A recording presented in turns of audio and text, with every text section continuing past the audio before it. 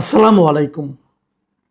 প্রিয় দর্শক, বিএনপির নতুন মন্ত্রিসভা গঠিত হওয়ার পর প্রথম যেই দিন সচিবালয়ে প্রথম যে কার্য দিবস সচিবালয়ে কাজ করতে গিয়েছিলেন বিএনপির মহাসচিব এবং সরকারের এলজিআইডি মন্ত্রী, মানে স্থানীয় সরকার বিষয়ক যে মন্ত্রী মির্জা ফখরুল ইসলাম আলমগীর, তখন তাকে জিজ্ঞাসা করা হয়েছিল, সাংবাদিকরা জানতে চেয়েছিলেন যে আপনারা স্থানীয় সরকার নির্বাচনটা কবে দেবেন। মির্জা ফখরুল ইসলাম আলমগীর বেশ দৃঢ়তার সঙ্গে বলেছিলেন যে খুব দ্রুতই স্থানীয় সরকার নির্বাচন হবে। এখন খুব দ্রুত বলতে কতদিন? ধরে নেওয়া যায় 1 মাস অথবা 2 মাস, এই তো অল্প সময়ের মধ্যেই স্থানীয় সরকার নির্বাচন দেওয়া হবে। মার্চের সেকেন্ড উইকে যদি সংসদ বসে, তার আগেও দেওয়া যেতে পারে, তারপরেও দেওয়া যেতে পারে, যে কোনো সময় দেওয়া যেতে পারে। এটা কিন্তু কঠিন কোনো কাজ নয়। এখন বলে দিলে কালকের থেকে হয়তো নির্বাচনের তফসিল ঘোষণা করে, নির্বাচনের প্রস্তুতি নেবে, নির্বাচন কমিশন তফসিল ঘোষণা করবে, তারপর হয়তো 1.5-2 মাসের একটা প্রক্রিয়া। এই স্থানীয় সরকার নির্বাচন কিন্তু আরও আগেই হওয়ার কথা ছিল। মানে অন্তর্বর্তীকালীন সরকারও বলেছিলেন তারা জাতীয় নির্বাচনের আগে স্থানীয় সরকার নির্বাচন দেবে, তখন বিএনপি রাজি হয়নি। যাই হোক, এই যে গত বুধবার যে মির্জা ফখরুল ইসলাম আলমগীর বললেন, এই বলার পর আমরা এখন কি দেখলাম? আমরা দেখলাম, আজকে আমরা জানতে পারলাম যে 6টা সিটি কর্পোরেশনে সরকার 6 জন প্রশাসককে নিয়োগ করেছেন। এই 6টা সিটি কর্পোরেশন কোনটা? ঢাকা উত্তর, ঢাকা দক্ষিণ, নারায়ণগঞ্জ, তারপরে সিলেট, গাজীপুর এবং খুলনা। এই যে 6টা সিটি কর্পোরেশনে তারা প্রশাসক নিয়োগ করলেন। তো এই সিটি কর্পোরেশনগুলো আগে কীভাবে চলতো? আগেও প্রশাসক দিয়েই চলতো। তো পার্থক্যটা হলো এই, আগের প্রশাসকরা প্রায় সবাই, মানে ঢাকা উত্তর ছাড়া আর সবগুলি ক্ষেত্রেই সিটি কর্পোরেশন চলেছে পুরো অন্তর্বর্তীকালীন সরকারের সময়টাতে চলেছে বিভিন্ন রকম সরকারি আমলা দ্বারা। একমাত্র উত্তরে একজন আমলার বাইরে একজন বেসরকারি ব্যক্তি, উনি মোহাম্মদ এজাজ নামে এক ব্যক্তি, উনি এখানে সিটি কর্পোরেশনের মেয়র হিসেবে ওনাকে নিয়োগ দেওয়া হয়েছিল। অনেকটা প্রশাসকের মতোই ছিলেন এবং সেই নিয়োগের পেছনে অন্তর্বর্তীকালীন সরকারের একজন উপদেষ্টা আসিফ মাহমুদ সজীব ভুঁইয়ার সরাসরি ভূমিকা ছিল, কারণ উনি চিঠি লিখে বলেছিলেন যে তাকে দেওয়া হোক। তো সে নিয়োগ পাওয়ার পর কী অপকর্ম কুকর্ম করেছে, কি স্ক্যান্ডাল হয়েছে, তার অনেকে আপনারা জানেন। এর মধ্যে তার নামে দুদকে মামলা হয়েছে এবং এই ভদ্রলোক যাতে দেশ ত্যাগ করতে না পারেন তার উপর নিষেধাজ্ঞাও জারি করা হয়েছে। তো এই হলো অবস্থা। তারপরে ওনার বিদায়ের পর তারপরে সরকার আরেকজন, মানে আপনার অতিরিক্ত সচিবকে সেখানে উপদেষ্টা হিসেবে নিয়োগ দিয়েছেন। তারপরে সবগুলোতে প্রশাসক হিসেবে নিয়োগ আছে, কাজ করছে। এগুলোকে সবাইকে সরিয়ে এই যে 6 জন প্রশাসক নিয়োগ করেছে বর্তমান সরকার, এটা ভালো কি মন্দ সেটা হয়তো পরে বিচার হতো, কিন্তু প্রশ্ন হচ্ছে প্রকাশক হিসেবে তারা কাদেরকে নিয়োগ করেছে? প্রশাসক চেঞ্জ হতে পারত, কোনো প্রবলেম নাই, কিন্তু যাদেরকে তারা নিয়োগ দিল চেঞ্জ করে, তাদের নিয়ে আপত্তিটা তাদের ব্যক্তিগত চারিত্রিক কারণে নয়, আপত্তি হলো তাদের গোষ্ঠীগত চরিত্রে।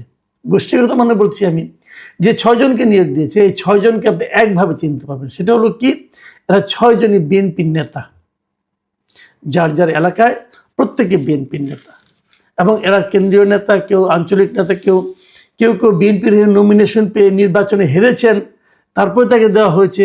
আবার কেউ তাকে নমিনেশন দেওয়া হয়নি, তখন তাকে হয়তো পুরস্কার হিসেবে এটা ধরিয়ে দেওয়া হয়েছে। কাজটা কি ভালো হলো? এটা নিয়ে কোনো ব্যাখ্যার দরকার নেই। আমার বিবেচনা এটা একটা ভয়ঙ্কর খারাপ কাজ হয়েছে। একটা খুবই খারাপ উদাহরণ বিএনপি এই নিয়োগগুলির মাধ্যমে তৈরি করল। দেখুন, আমি তার আগে বলে নেই কারা কারা এখানে হয়েছে। ঢাকা দক্ষিণ সিটি কর্পোরেশনে এখানে আব্দুল সালাম সাহেবকে দেওয়া হয়েছে। আব্দুল সালাম সাহেব বিএনপির প্রবীণ নেতা। উনি অনেক আগে, একসময় এই যখন অবিভক্ত যখন সিটি কর্পোরেশন ছিল, তখন এটা সম্ভবত এরশাদের আমলে, তখন উনি এই সিটি কর্পোরেশনের ডেপুটি মেয়র ছিলেন, অনেক আগে। কিন্তু তার মানে আজকের থেকে প্রায় আপনার 30-40 বছর আগের কথা বলছি আমি। উনি এখানকার ডেপুটি মেয়র ছিলেন। তার মানে উনি এই পদের জন্য যে যোগ্য ব্যক্তি, কোনো সন্দেহ নাই। এবার উনি যখন মনোনয়ন না পেলেন, তখন আমি একটু চিন্তা করলাম, তো ওনার মতো সিনিয়র লিডারকে মনোনয়ন দেওয়া হলো না কেন? পরে শুনলাম যে না, ওনাকে ঢাকা দক্ষিণের মেয়র বানানো হবে, এই জন্যই তাকে মনোনয়ন দেওয়া হয়নি। তো মেয়র বানানো হবে কিভাবে? মেয়র বানানোর জন্য তাকে ইলেকশন করতে হবে। ইলেকশন করলে কে দাঁড়াবে না দাঁড়াবে এটা তো আমরা জানি না, হয়তো ইলেকশনের জন্য অপেক্ষা করতে পারছিলেন না, দিয়ে দিলেন মেয়র হিসেবে নির্বাচন, তার প্রশাসক হিসেবে নিয়োগ করে দিলেন, মানে উনি ভার্চুয়ালি মেয়রের মতোই কাজ করবেন। আচ্ছা ফাইন। তারপরে আমরা ঢাকা উত্তরের কথা বলি। ঢাকা উত্তরে নতুন প্রশাসক নিয়োগ করা হয়েছে মিস্টার শফিকুল ইসলাম খানকে। এই শফিকুল ইসলাম খানকে উনি হলেন গিয়ে এই যে মিরপুরের একাংশ কাফুল, কাজীপাড়া, শেওড়াপাড়া এই এলাকাটা নিয়ে যে সংসদীয় এলাকা ছিল ঢাকা 15, এই এলাকায় তিনি বিএনপির পদপ্রার্থী ছিলেন। এখানে উনি নির্বাচনে হেরে গেছেন জামায়াতের আমির ডক্টর শফিকুর রহমানের কাছে। সম্ভবত এই পরাজয়ের সান্ত্বনা হিসেবে ওনাকে ঢাকা উত্তরের নতুন প্রশাসক হিসেবে নিয়োগ দেওয়া হয়েছে। এর আগে উনি যুবদলের কেন্দ্রীয় কমিটির সহসভাপতি ছিলেন। তাছাড়া তিনি ঢাকা মহানগর উত্তর যুবদলের সদস্য সচিবও ছিলেন। শফিকুল ইসলাম খান কেমন লোক কী সমাচার সেটা ব্যাপার না, ব্যাপারটা হলো উনি মেয়র কাজের জন্য, মানে মেয়র হিসেবে প্রশাসক হিসেবে কাজ করার জন্য ওনার কোনো অভিজ্ঞতা নাই, এবং উনি বিএনপির নেতা একজন। আচ্ছা, খুলনা সিটি কর্পোরেশনে সেখানেও দেওয়া হয়েছে একজন হারু পার্টির কাছে, বিএনপির খুব প্রবীণ নেতা, অনেক দিন ধরে বিএনপি আগলে রেখেছেন মিস্টার নজরুল ইসলাম মঞ্জু। উনিও কিন্তু এবার নির্বাচনে খুলনা 2 আসনে, মানে সোনাডাঙ্গা ও সদর, এই আসনে ধানের শীষের প্রার্থী ছিলেন, এবং উনি জামায়াতে ইসলামের খুলনা মহানগর শাখার সাধারণ সম্পাদক শেখ জাহাঙ্গীর হোসেন বেলালের কাছে নির্বাচনে পরাজিত হয়েছেন। এখন এই পরাজয়ের পর ওনার মনে নিশ্চয়ই কোনো মনোবেদনা তৈরি হয়েছে। সেই মনোবেদনা লাঘবের জন্য ওনাকে আরও বড় পদে, মানে ওনাকে মেয়র পদে মনোনয়ন দেওয়া হয়েছে। মেয়র ঠিক নয়, প্রশাসক। প্রশাসক আর মেয়র একই রকম মনে করবেন। গাজীপুর সিটি কর্পোরেশন, সেখানেও মেয়র হয়েছেন নতুন একজন মেয়র, মানে নতুন একজন প্রশাসক নিয়োগ করা হয়েছে মিস্টার শওকত হোসেন সরকার। এই শওকত হোসেন সরকার গাজীপুর মহানগর বিএনপির সভাপতি। উনি অনেক দিন ধরে 2013 সালে যখন গাজীপুর হয় সিটি কর্পোরেশন হয়, তার আগে তিনি ওই এলাকার যে কাশিমপুর ইউনিয়ন আছে একটা, সেই কাশিমপুর ইউনিয়নের চেয়ারম্যান ছিলেন। এই পদে তার বাবাও চেয়ারম্যান ছিলেন গিয়াসউদ্দিন সরকার, তার চাচা সোহরাবুদ্দিন সরকার তিনিও চেয়ারম্যান ছিলেন, এমনকি তার দাদা জাবেদ আলী সরকার তিনিও এখানকার চেয়ারম্যান ছিলেন। তো উনি অনেকদিন ধরে চেয়ারম্যান ছিলেন কাশিমপুর ইউনিয়নে। এবার উনি গাজীপুর সিটি কর্পোরেশনের প্রশাসক হিসেবে নিয়োগ পেলেন। এখানে কিন্তু আগে, মানে আওয়ামী লীগ আমলের শেষ দিকে জাহাঙ্গীর আলম ছিলেন মেয়র। যাই হোক, তারপর Narayanganj city corporation. Narayanganj city corporation বললেই কিন্তু আমরা বুঝি যে সেরেনা হায়াত আইভি, উনি এখানকার মেয়র ছিলেন।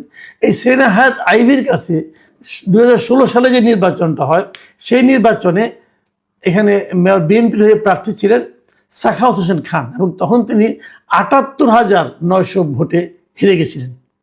সেই হারা লোকটাকে এবার নারায়ণগঞ্জের মেয়র হিসেবে মনোনয়ন দেওয়া হয়েছে। মেয়র হিসেবে তো নয়, মেয়র হয় না আপনারা, এটা হলো প্রশাসক হিসেবে নিয়োগ দেওয়া হয়েছে।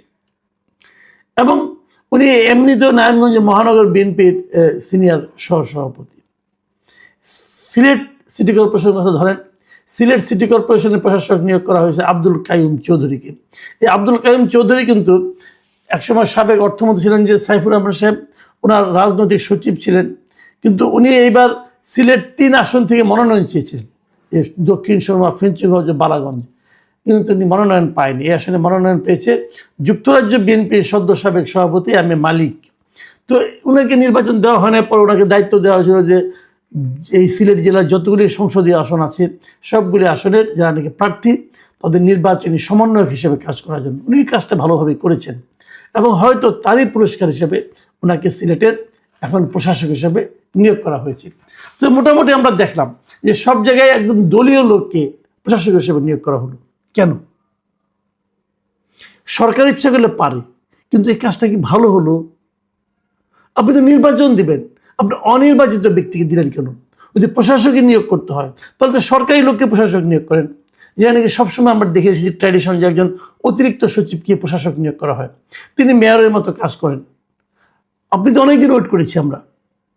আর আপনি যাকে দিলেন তিনিও তো আগামী যখন নির্বাচন হবে তখন তো নির্বাচনে অংশ নেবেন, সেই নির্বাচনে উনি হারতেও পারেন। ধরা যাক হাইপোথেটিক্যালি আপনি নির্বাচন দিলেন, সবাই জিততে পারলো না, কেউ না কেউ হেরে গেল। যে হেরে গেল সে তাহলে মেয়র হওয়ার যোগ্য না, মানে অন্তত পক্ষে ওই এলাকার যারা নাকি জনগণ আছে, ভোটার আছে, তারা মনে করছে যে এই লোকটা মেয়র হওয়ার যোগ্য না, কাজে তাকে ভোট দিলাম না। যে মেয়র হওয়ার যোগ্য না তাকে আপনি প্রশাসক বানালেন কেন? প্রশাসক আর মেয়র কিন্তু মোটামুটি ভার্চুয়ালি একই কাজ করেন, একই ধরনের ক্ষমতা তারা ভোগ করেন। তো যিনি মেয়র হওয়ার যোগ্য নয় বলে জনগণ রায় দিল, তাকে আপনি আগে প্রশাসকটা বানালেন কেন? তাকে পুরস্কার দেওয়ার জন্য। এই পুরস্কারটা আপনাকে দিতে পারেন। সিটি কর্পোরেশনটা তো বিএনপির প্রপার্টি না, এটা মাথায় রাখতে হবে। এই সিটি কর্পোরেশনগুলি কি বিএনপি প্রপার্টি না? বিএনপিকে জনগণ দায়িত্ব দিয়েছে সরকার পরিচালনার জন্য, এবং সরকার পরিচালনার ক্ষেত্রে এই যে সিদ্ধান্তটা, এটা কি ভালো কোনো সিদ্ধান্ত হলো? এটা কি একদম নিরপেক্ষ কোনো সিদ্ধান্ত হয়েছে? কেন এটা করলেন আপনারা? আমরা কিন্তু বিএনপিকে অন্যরকম ভাবছি এখন। আমরা শুরু থেকেই বলছি যে বিএনপি আমাদের গতানুগতিক রাজনৈতিক দলগুলোর মতো আচরণ করছে না, তারা অন্যরকম একটা সবার জন্য সরকার, সবার হয়ে নিরপেক্ষ আচরণ করার চেষ্টা করতেছে। আমরা সেটার প্রশংসা করছি। অন্ততপক্ষে 7-10টা দিন আমাদেরকে দেন প্রশংসা করার জন্য। আমাদের এই সুযোগটা আপনারা নিয়ে নেবেন। এরকম এত দলীয় সিদ্ধান্ত এর আগে কোনো দলীয় সরকারও নেয় নাই। এর আগে কোনো সরকার এরকমভাবে সিদ্ধান্ত নেয় নাই। আওয়ামী লীগ আমলে দেখি নাই যে এইভাবে 6-7টা সিটি কর্পোরেশনে নিজের দলের লোককে প্রশাসক বানাই দিতে দেখিনি এর আগে। এবার দেখলাম। তাহলে বিএনপি কি আওয়ামী লীগের সঙ্গে কম্পিটিশনের নামছে? যে দলীয়করণ কাহাকে বলে, কত প্রকার কি কি আসর দেখাই দেয় নাকি? এটা কি মানে এটা তো আপনার প্রপার্টি না রে ভাই, এটা তো মাথায় রাখতে হবে। তো আপনি এটা কি কি করতেছেন আপনারা? ফখরুল ইসলাম আলমগীর সাহেব, ওনাকে আমি খুবই সেন্সিবল লোক মনে করতাম। মাঝখানে ওনার এলাকায় আওয়ামী লীগের লোকজনদের কী কী বলছেন যে এখানকার সবার মামলা তুলে নেওয়া হবে, এগুলো দেখে একটু মনটা খারাপ হয়েছিল যে বুড়া হয়েছেন, বয়স হয়েছে, এলোমেলো আচরণ কেন করছেন? ওনার এই আচরণটা তো আমার কাছে আরো ভয়ঙ্কর লাগতেছে। আমরা তো এই আচরণ আপনাদের কাছ থেকে প্রত্যাশা করি না।